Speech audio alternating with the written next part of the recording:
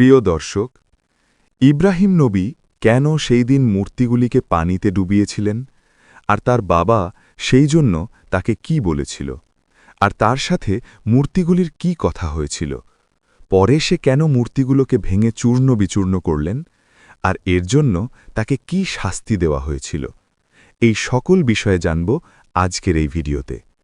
Video শুরু করার আগে আমি আপনাদের বলতে চাই, যদি আপনি আমার চ্যানেলে প্রথমবার দেখে থাকেন তাহলে সাবস্ক্রাইব করার অনুরোধ রইল। তাহলে চলুন শুরু করি আজকের ভিডিও। হজরত ইব্রাহিম আলাইহিসসালামের পিতা আজর ছিলেন একজন কট্টর মূর্তিপূজক। তিনি নিজে মূর্তি তৈরি করতেন এবং সেগুলোর পূজা করতেন। একদা হজরত ইব্রাহিম আলাইহিসসালামের পিতা আজর যুবক ইব্রাহিমকে ডেকে বললেন, বাবা ইব্রাহিম, তুমি এই মূর্তিগুলো বাজারে নিয়ে গিয়ে বিক্রি করে আসো। যুবক হজরত ইব্রাহিম আলাইহিসসালাম তখনও নবুয়ত পাননি। তিনি কৌতূহলবশত তার পিতাকে জিজ্ঞেস করলেন, আব্বাজান, এই মূর্তিগুলোর শক্তি এবং ক্ষমতা কি? ছেলের মুখে এমন কথা শুনে পিতা আজর বললেন, এই মূর্তিগুলোর শক্তি এবং ক্ষমতা হল এই, মূর্তি আসমান, জমিন, পৃথিবী সব কিছু সৃষ্টি করেছে, এমনকি আমাদেরকেও সৃষ্টি করেছে। এই মূর্তিগুলোই হল আমাদের খোদা, তাই এই মূর্তিগুলোর উপাসনা এবং প্রার্থনা করতে হবে। এই বলে আজর সেই মূর্তিগুলোকে একটি ঝুড়িতে ভরে ইব্রাহিম আলাইহিসসালামের মাথায় তুলে দিল। অতঃপর হজরত ইব্রাহিম আলাইহিসসালাম মাথায় করে সেই মূর্তিগুলো নিয়ে বাজারের উদ্দেশ্যে রওনা দিলেন। প্রতিমধ্যে রাস্তায় যুবক ইব্রাহিম আলাইহিসসালামের প্রসাবের তলব হল। তাই হজরত ইব্রাহিম আলাইহিসসালাম মাথা থেকে ঝুড়িটি নামিয়ে রাস্তায় একপাশে রেখে প্রসাব করতে গেলেন, এবং কিছু সময় পর ফিরে এসে তিনি দেখেন যে মূর্তিগুলোর শরীর পানিতে ভেজা। এমন দৃশ্য দেখে হজরত ইব্রাহিম আলাইহিসসালাম মূর্তিগুলোকে জিজ্ঞেস করতে লাগলেন, কি ব্যাপার, তোমাদের শরীর পানিতে ভেজা কেন? কিন্তু মূর্তিগুলো তার কোনো উত্তর দিল না। কিছুক্ষণ পর হজরত ইব্রাহিম আলাইহিসসালাম খেয়াল করে দেখলেন যে তার পাশে একটা কুকুর দাঁড়িয়ে রয়েছে, এবং তখনও সেই কুকুরের নিচ দিয়ে টপ টপ করে পানি পড়ছে। এ দৃশ্য দেখে হজরত ইব্রাহিম আলাইহিসসালামের বুঝতে আর বাকি রইল না যে এ কুকুর প্রসাব করে এই মূর্তিগুলোর শরীর ভিজিয়ে দিয়েছে। অতঃপর হজরত ইব্রাহিম আলাইহিসসালাম এবার রাগান্বিত কণ্ঠে চিৎকার করে বলতে লাগলেন, কি ব্যাপার, তোমরা নাকি খোদা?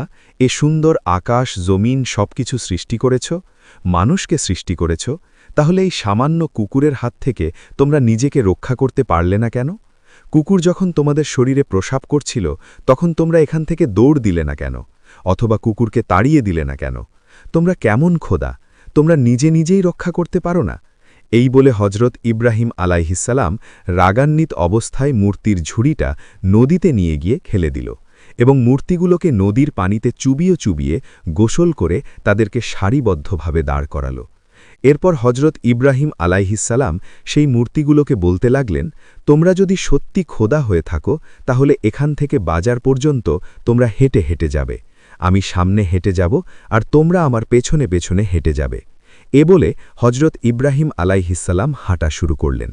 কিন্তু কয়েক কদম হাঁটার পর তিনি পেছনে তাকিয়ে দেখেন যে মূর্তিগুলো সে আগের জায়গায় দাঁড়িয়ে আছে। হজরত ইব্রাহিম আলাইহিসসালাম এবার আরও রাগান্বিত অবস্থায় তাদের বলতে লাগলেন, তোমরা কিসের খোদা? তোমরা এত সুন্দর মানুষ সৃষ্টি করেছ, জমিন সৃষ্টি করেছ, আসমান সৃষ্টি করেছ, তাহলে তোমরা নিজে নিজে হাঁটতে পারো না কেন?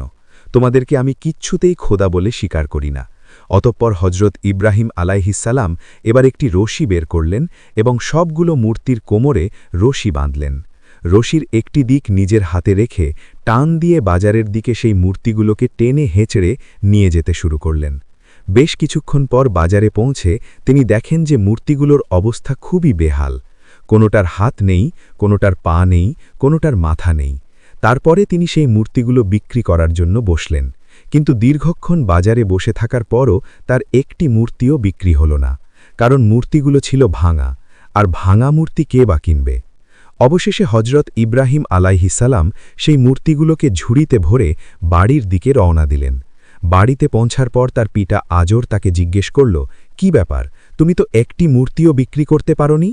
পিতার কথা শুনে হজরত ইব্রাহিম আলাইহিসসালাম বললেন, মূর্তি কি করে বিক্রি হবে? এই ভাঙা মূর্তি কেউ কি আর বাজারে কিনবে? তখন আজর তাকে বলল, মূর্তি ভাঙা কেন? তুমি তো ভালো মূর্তিই বাড়ি থেকে নিয়ে গেছ। হজরত ইব্রাহিম আলাইহিসসালাম তখন বললেন, আমি যখন এই মূর্তিগুলোকে বাজারে নিয়ে যাচ্ছিলাম তখন আমার মাথায় রাখা ঝুড়িতে এই মূর্তিগুলো মারামারি শুরু করে দিয়েছিল।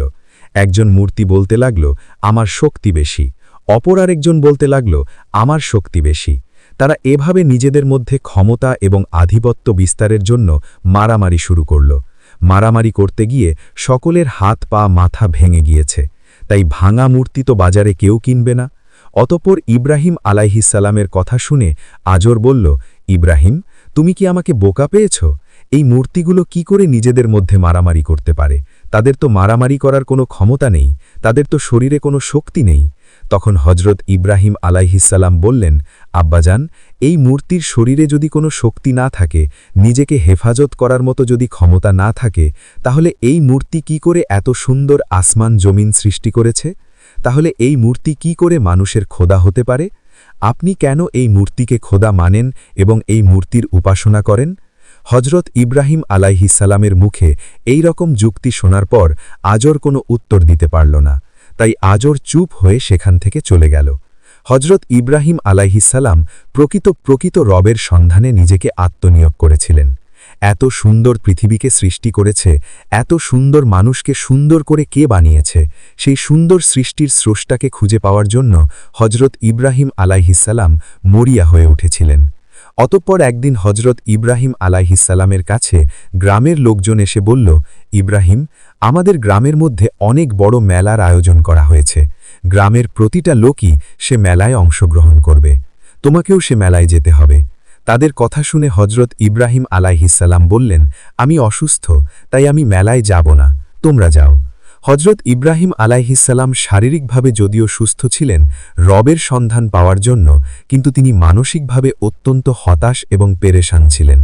তখন গ্রামের লোকজন বলল, ঠিক আছে ইব্রাহিম, তুমি যখন মেলায় যাবে না, তাহলে তুমি আমাদের এই মূর্তির ঘরের মূর্তিগুলোকে পাহারা দিও। আমরা মেলা থেকে সকলে 3 দিন পরে ফিরব। এই 3 দিনের মধ্যে যাতে আমাদের মূর্তিগুলোকে কোনো চোর চুরি করে নিয়ে যেতে না পারে, সেজন্য তুমি আমাদের মূর্তির ঘরটা পাহারা দিও।